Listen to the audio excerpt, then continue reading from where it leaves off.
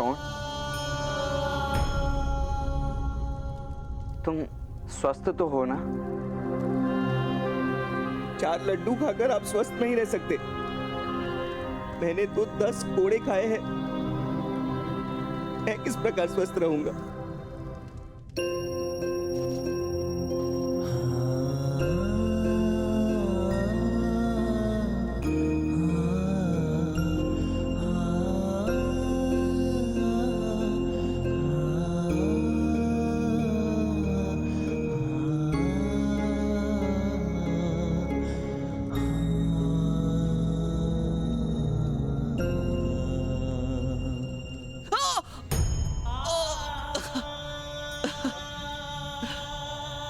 भ्राताश्री, लेप लगा रहे हो या त्वचा उतार रहे हो? मुझे क्षमा कर देना शॉन। चलो, अपने भ्राताश्री को क्षमा मांगने का अवसर भी दे दिया मैंने। तो आप स्वस्थ रह सकते हैं ना भ्राताश्री? शॉन, मेरे कारण तुम्हारी ये स्थिति हुई है। अभ्यास है मुझे भ्राताश्री। आपके कारण बालपन से मुझे मार पड़ी है, किंतु कोई समस्या नहीं। मेरे सारे घावों का पुरस्कार आप एक साथ दे देना। क्या पुरस्कार की इच्छा है शॉन? पृथ्वी के किसी कोने पर एक ऐसा स्थान अवश्य निर्मित करना जहां नीची जात के लोगों को कोड़े ना खाने पड़े।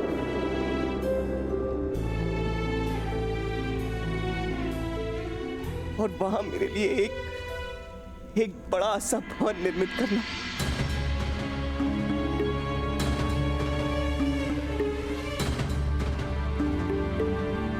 मैं वचन देता हूं शॉन, तुम्हारी इच्छा अवश्य पूर्ण करूंगा।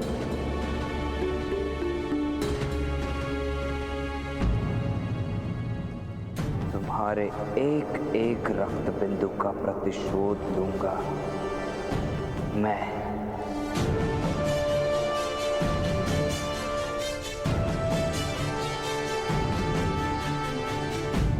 किससे प्रतिशोध लोगे कर्ण? सबसे, किंतु सर्वप्रथम प्रतिशोध लूंगा महामहिम भीष्म से। वसंत पंचमी के महोत्सव में विश्व की कोई शक्ति मेरे निर्णय में परिवर्तन नहीं ला सकती।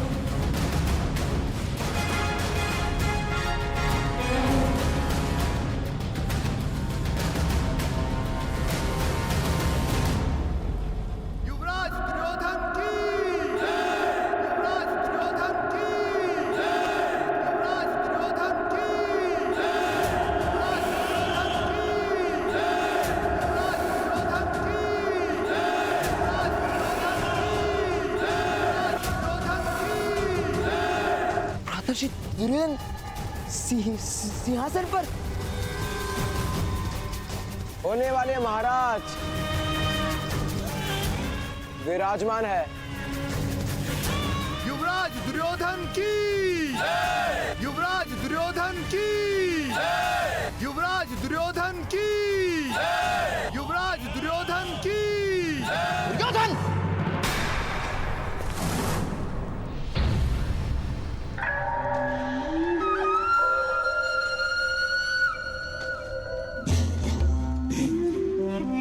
यदि इस घटना के समाचार भीष्म और विदुर को मिल गए तो तुम्हें दंड अवश्य मिलेगा पुत्र। इस सिंहासन पर तुम्हारा अधिकार नहीं ना।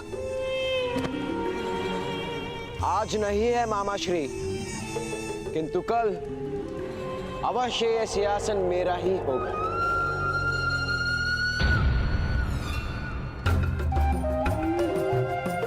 स्वप्न देखने वाला सुख पाता है और सत्य देखने वाला सफलता पाता है।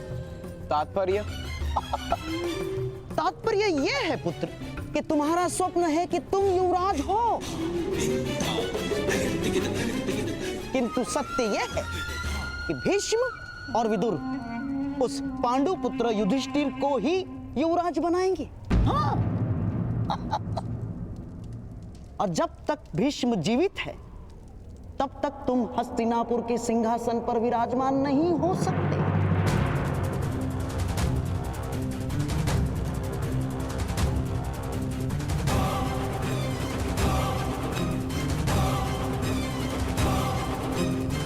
किंतु भीष्म पितामह को इच्छा मृत्यु का वरदान है, उनकी मृत्यु होना असंभव है।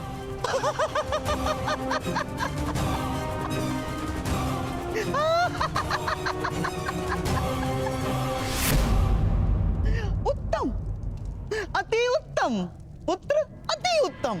किंतु पांडु पुत्रों को तो ऐसा कोई वरदान प्राप्त नहीं है ना पुत्र।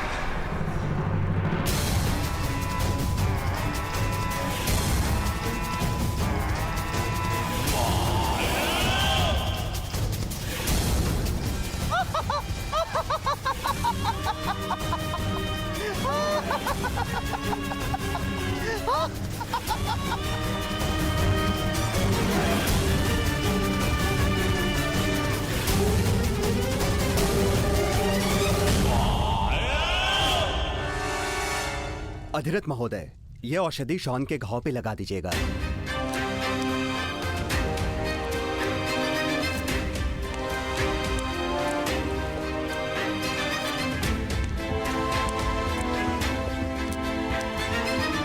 अधिरथ महोदय,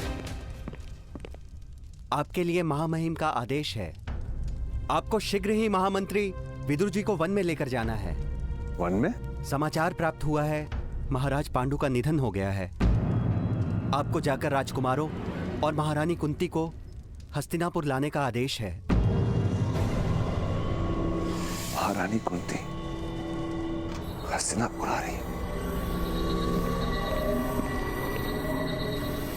यदि ये बालक राजकुमारी की आंखों के सामने रहा तो शीघ्र ही वो लोकलाज की चिंता त्याग कर इसे अपना लेंगे और बहुत बड़ा अनर्थ हो जाएगा। महाराज और राजकुमारी पर लांछन लगेगा। इसलिए इस बालक का राजकुमारी से दूर और गुप्त रहना अनिवार्य है। इसी कारण मैं इसकी रक्षा का उत्तरदायित्व आपको सौंप रही हूँ। भगवान ने राजकुमारी को आश्वासन दिया था कि वो सदैव अपने पुत्र की रक्षा करेंगे। यही कारण है कि इस बालक के पास दिव्य कवच तथा कुंडल है।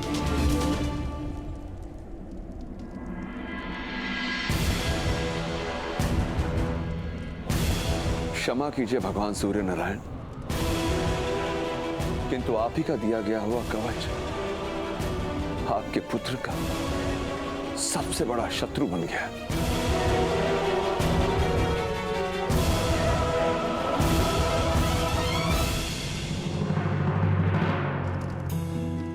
शोन,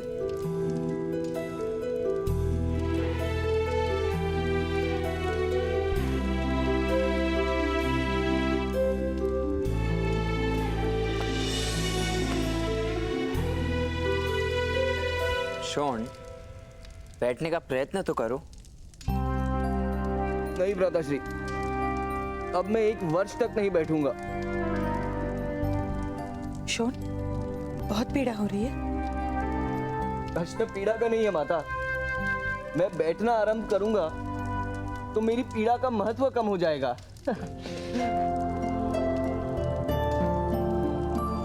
शोन, तुम 1 वर्ष तक कैसे पड़े रह सकते हो? वसंत पंचमी केवल 1 मास के पश्चात है। मेरी परीक्षा देखने नहीं आओगे? यदि तुम्हारे पुत्र को असंतोष पर कोई अंकुश नहीं तो अधिरथ तुम्हें उसका त्याग करना होगा। बसंत पंचमी के दिन कोई परीक्षा नहीं होगी।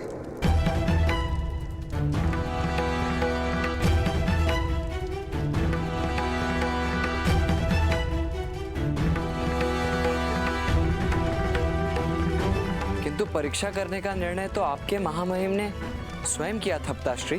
और उस दिन परीक्षा में सफल ना होने की तुम्हारी योजना ये भी जानता हूं। जीवन में सारथी बनने की ही इच्छा नहीं मेरी।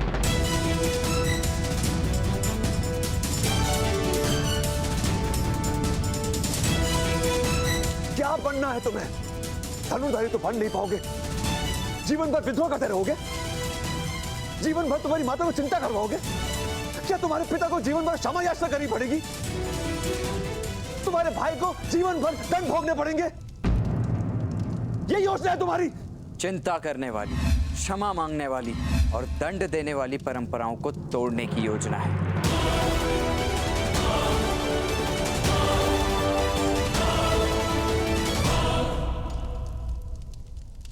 तो तुम्हारी ऐसी योजनाओं को लेकर तुम्हें हस्तिनापुर का त्याग करना होगा कर्ण।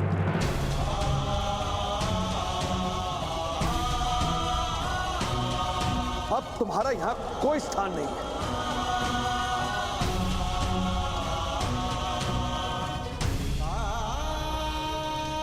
कह रहा हूं राधा, माता सरस्वती भी वडवानल नाम की दिव्य अग्नि का ताप नहीं सह पाई थी। माता गंगा भी शिव के पुत्र का ताप नहीं सह पाई थी। हम तो सामान्य मनुष्य हैं राधा। कब तक इसकी दिव्यता का भार संभालते रहेंगे? बहुत भोग लिया, बहुत सह लिया। राधा श्री के हाथ कटे, हम विस्थापित हुए, मुझे मृत्यु दंड मिला और अब ये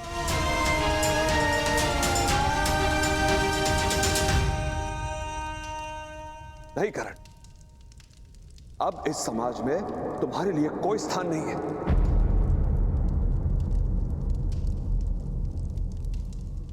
तुम्हारे ताऊ के पास वन में ही तुम्हारा स्थान है।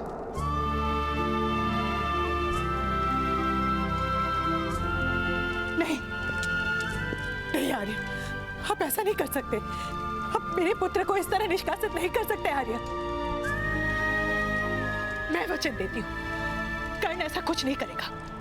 ना धनुष उठाएगा और ना क्षत्रियों के साथ संघर्ष करेगा। मैं वचन देती हूँ आर्य। कर्ण अपने पिता को वचन दो। कर्ण वचन दो अपने पिता को, वचन दो। नहीं राधा, नहीं, मुझे विश्वास नहीं है। अग्नि कभी यह प्रण नहीं लेगी कि वो लकड़ी का भोजन नहीं करेगा। कर्ण किस प्रकार अपनी दिव्यता को ढक कर रख सकता है? उचित यही होगा राधा कि कर्ण अपना जीवन अब वन में जाकर जिए। मैं महारानी कुंती और उनके पुत्रों को लेने जा रहा हूं। मेरा आदेश है कर्ण, मेरे लौटने से पूर्व तुम हस्तिनापुर त्याग कर चले जाओ।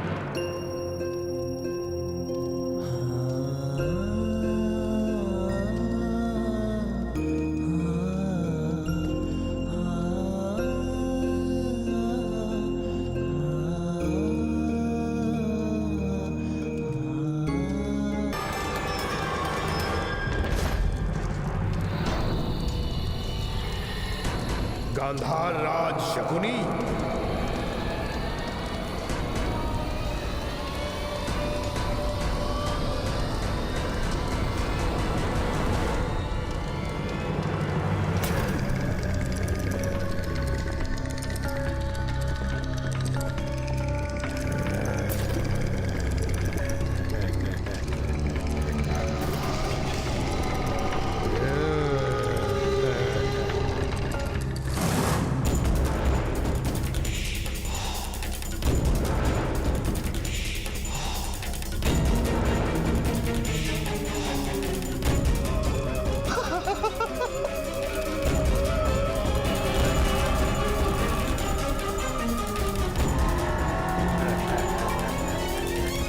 मामाश्री, आपने तो कहा था कि हम किसी भयानक योद्धा से सहायता प्राप्त करने आए हैं।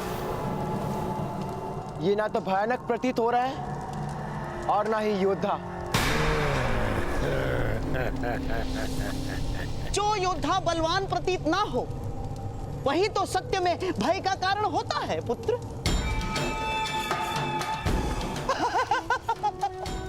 ये है अग्नि पर्व।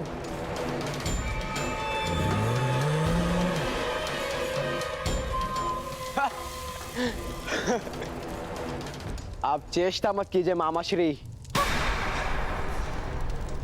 आओ अग्नि पर्व, मामाश्री को अपना सत्य प्रकट करो, युद्ध करो मुझसे। या!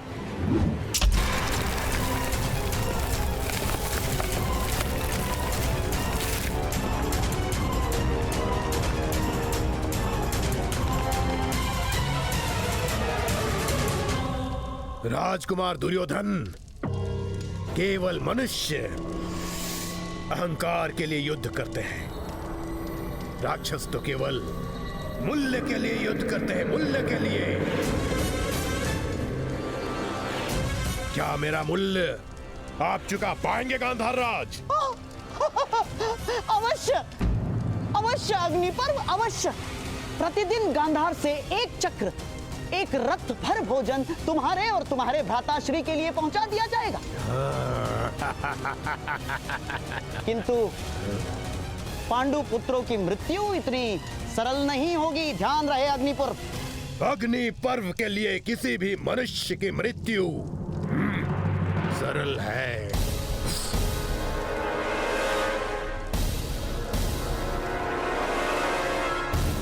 चाहे वो पांडु पुत्र ही क्यों ना हो। पांडव साधारण मनुष्य नहीं अग्निपर्व। मेरे गुप्तचरों ने मुझे कुछ समय पूर्व एक घटना के विषय में कहा था।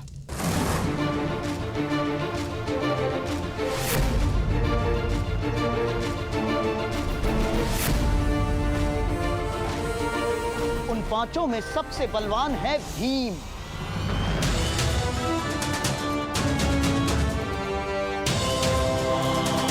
जो अपने मुष्टिका की एक प्रहार से शीला तोड़ सकता है।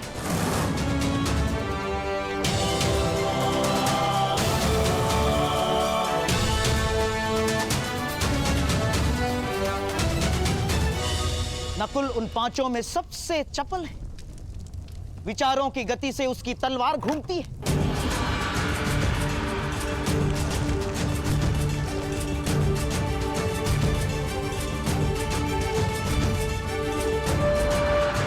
सहदेव की परशु को देखकर स्वयं भगवान परशुराम का स्मरण हो आता है।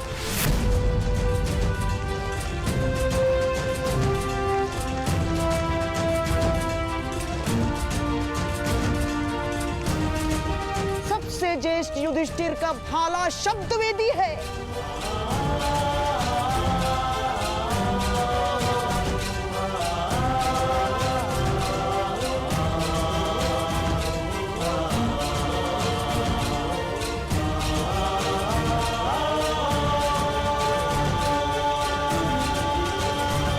किंतु सबसे भयानक है कुंती पुत्र अर्जुन।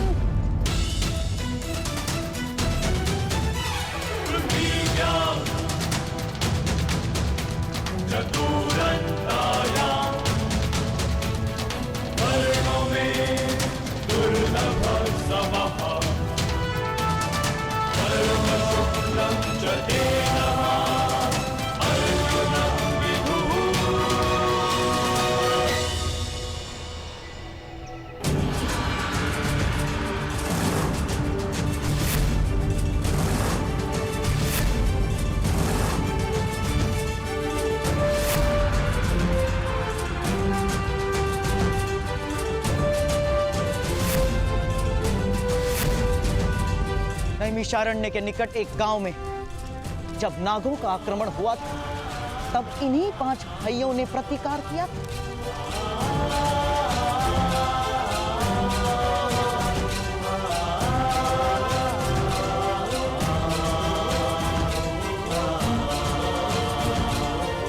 लिए किसी भी मनुष्य की मृत्यु सरल है, चाहे वो पांडुपुत्र ही क्यों ना हो।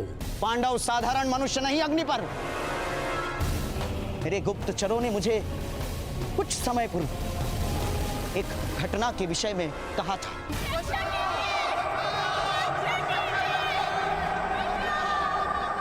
नैमिषारण्य के निकट एक गांव में जब नागों का आक्रमण हुआ था, तब इन्हीं 5 भाइयों ने प्रतिकार किया था।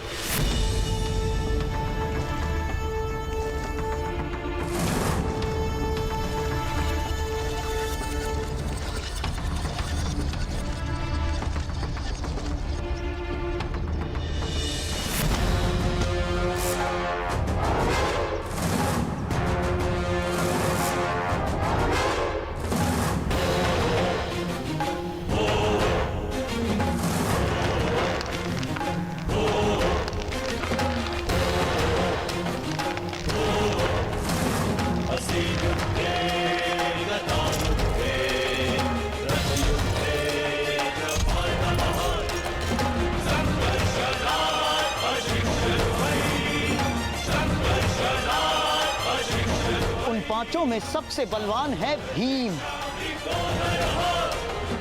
जो अपने मुष्टिका की एक प्रहार से शीला तोड़ सकता है।